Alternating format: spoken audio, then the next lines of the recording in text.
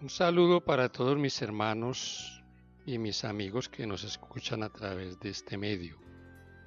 Continuamos en nuestro estudio de la lección sobre mayordomía. Llegamos al estudio 5, mayordomos después del Edén. Nuestro texto para memorizar, 1 Tesalonicenses 2:4. Sino que según fuimos aprobados por Dios, para que se nos confiase el Evangelio. Así hablamos, no como para agradar a los hombres, sino a Dios que prueba nuestros corazones. Adán y Eva puestos en el Edén para cuidar, disfrutar y administrar o señorear sobre los dones divinos. Pero se perdió. El pecado llegó la tentación y al ceder a ella, entregaron su mayordomía a otro amo. Ahora nosotros estamos en un mundo diferente, pero igual llamados para ser mayordomos de dos cosas muy importantes, mayordomos de bienes materiales y también mayordomos de verdades espirituales de Dios. Analicemos la mayordomía en el Antiguo Testamento. En el Antiguo Testamento hay un paralelo muy interesante en cuanto a cómo era la relación de un mayordomo con su amo. Aún un mayordomo que estaba aún en cosas domésticas. Encontramos en Génesis 24 a Abraham con un hombre al que le ha dado todo, autoridad sobre todo lo que tiene y aún sobre cosas familiares. Pues le pide ir a ser el que traerá la esposa para su hijo. Encontramos también en el caso de José, cuando es puesto por Potifar como señor de la casa. Génesis 39:4 dice, así halló José gracia en sus ojos y le servía. Y él le hizo mayordomo de su casa y entregó en su poder todo lo que tenía. No había nada que se hubiese reservado Potifar, se lo entregó todo. Un mayordomo se identifica con su señor. Al aceptar sus responsabilidades, debe actuar en lugar de su señor y hacer lo que haría su señor si estuviera a cargo de la situación. Los intereses de su señor se convierten en los suyos. La posición de un mayordomo está revestida de dignidad porque su señor confía en él. Si en alguna cosa actúa egoístamente y se aprovecha de las ventajas obtenidas al negociar con los recursos de su señor, ha pervertido la confianza con que se le ha investido. Tal parece ser el caso registrado en Isaías 22, 14 al 18, de un mayordomo que usó mal los dones que le habían sido puestos bajo su cuidado y entró en ruina. En el Nuevo Testamento, punto número 2, también tenemos que somos mayordomos. Pero aquí hay una expectativa diferente. Somos mayordomos especialmente en términos de que rendiremos cuentas a Dios por lo que Él nos ha dado. Porque al ser mayordomos y al haber aceptado esta mayordomía, también entonces aceptamos ciertas responsabilidades. 1 Corintios 4, 1 y 2. Así pues, tengamos los hombres por servidores de Cristo y administradores de los misterios de Dios. Ahora bien, se requiere de los administradores que cada uno sea hallado fiel. Se requiere fidelidad. Se requiere ser hallado fiel. Este es lo que Dios espera de nosotros como mayordomos. Ya si somos, tenemos un liderazgo, si somos ancianos, que el anciano sea irreprensible y que todos tengamos presente que estamos siendo representantes de Dios, del Dios del cielo. Cuando aceptamos a Cristo, somos mayordomos llamados a administrar los recursos de Dios. Más aún debemos administrar las realidades espirituales de la vida cristiana en preparación para el cielo. Y tal vez como lo registró el Señor en San Lucas 12, también como el mayordomo infiel, nosotros tengamos expectativas en cuanto a que tal vez el Señor se tarde en venir. Cómo nosotros manejamos la situación, el Señor se tarda en venir. Y que debemos ser pacientes y trabajar en esta mayordomía con todo interés, como si Él fuese a venir mañana. Punto número 3. Mayordomos de los misterios de Dios. Misterios de Dios. ¿Qué misterios es a los que se refiere el apóstol Pablo? Hay cosas, dice la escritura en Deuteronomio 29:29, hay cosas que han sido reveladas, las cosas secretas pertenecen a Jehová nuestro Dios, mas las reveladas son para nosotros y para nuestros hijos para siempre, para que cumplamos todas las palabras de esta ley. Cosas reveladas.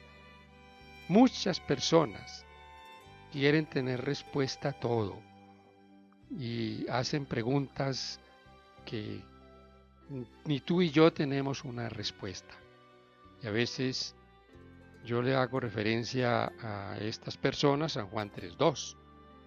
Jesús dijo, si les hablo lo terrenal y no lo entienden, ¿cómo entendieran si les hablo lo celestial? ¿Cómo nosotros podemos entrar en esos misterios de Dios? Claro que hay misterios y hay cosas que no podemos explicar. ¿Cómo explicar? Y lo vimos en una lección pasada que Cristo, que el Dios del cielo viene y toma forma humana. ¿Cómo podría yo explicarte el milagro de la conversión de los seres humanos que viviendo en pecado, viviendo en una vida llena de maldad y una vida de ruina, pueden restablecerse y cómo Cristo les transforma? Y saben que aún los ángeles no han entendido estos misterios que se estudiarán por la eternidad. ¿Cómo Dios se hizo hombre? Son misterios, misterios de Dios. Y hay cosas que no podemos nosotros explicar. No porque las eludamos por capricho, no, porque muchas veces al querer entrar en esas cosas somos irreverentes, somos irrespetuosos o podemos decir cosas que ya pueden rayar en la herejía. Punto número 4. Mayordomos de la verdad espiritual. Dios ha puesto en nuestras manos verdades espirituales y necesitamos, mis amigos, mis hermanos, la armadura de Dios para poder soportar los embates del enemigo. San Pablo en Efesios 6, 13 al 17 nos da nos recuerda cuáles son o cómo nosotros debemos vestirnos cada día, colocarnos la armadura de Dios. Dice, por lo tanto, tomad la armadura de Dios para que podáis resistir en el día malo. Y habiendo acabado todo, estad firmes.